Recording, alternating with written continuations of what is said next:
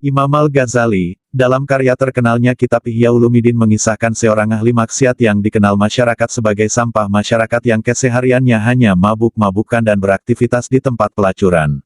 Suatu hari yang panas seorang laki-laki ahli maksiat yang tenggelam dalam dosa meninggal dunia. Tidak ada anggota masyarakat yang simpati pada jenazah laki-laki setengah baya yang tinggal di sudut kota Basrah ini, termasuk juga kepada keluarganya.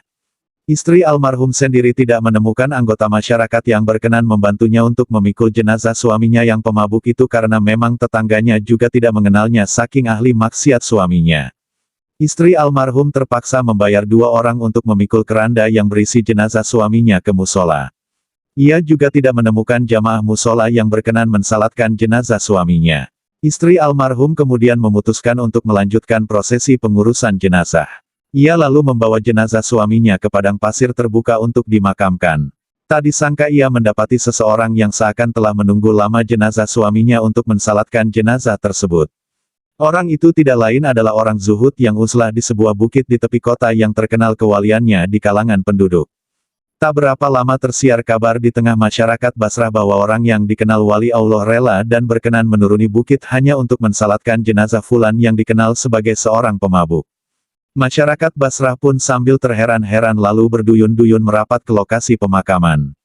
Mereka berbaris di belakang ulama karismatik yang dikenal sebagai wali Allah untuk mensalatkan jenazah tersebut. Masyarakat yang terheran-heran lalu bertanya kepada ulama karismatik tersebut.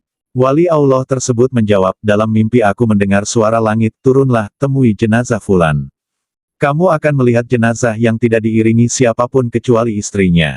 Solatkanlah jenazahnya karena sungguh ia telah diampuni. Mendengar jawaban ulama karismatik yang rela turun bukit itu, masyarakat Basrah makin takjub dan heran. Sedangkan ulama karismatik ini juga belum mengerti persis alasan pengampunan Allah terhadap jenazah laki-laki pemabuk ahli maksiat tersebut. Wali Allah itu lalu memanggil istri almarhum untuk menggali keterangan perihal apa yang diamalkan oleh almarhum suaminya.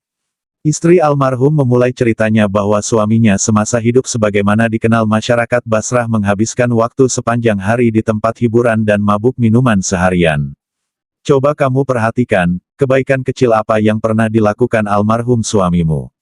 Tanya ulama karismatik tersebut. Sementara masyarakat memperhatikan dengan hikmat jawaban istri almarhum.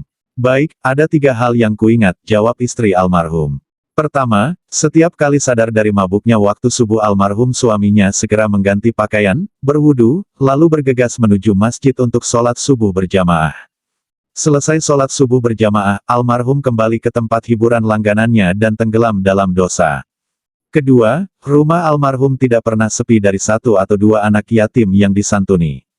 Bahkan tidak jarang kebaikan almarhum terhadap anak-anak yatim tersebut melebihi kebaikannya terhadap anaknya sendiri. Ketiga, tidak jarang almarhum suaminya sadar di tengah mabuknya pada gelap malam, lalu menangis dengan penyesalan dan bermunajat, wahai Tuhan pemilik sudut-sudut neraka jahanam. Apakah engkau akan memenuhi sudut-sudut jahanam itu dengan raga yang hina ini? Mendengar keterangan istri almarhum, ulama karismatik itu berpaling menunggu pemakaman selesai sebelum kembali ke atas bukit di tepi kota Basrah.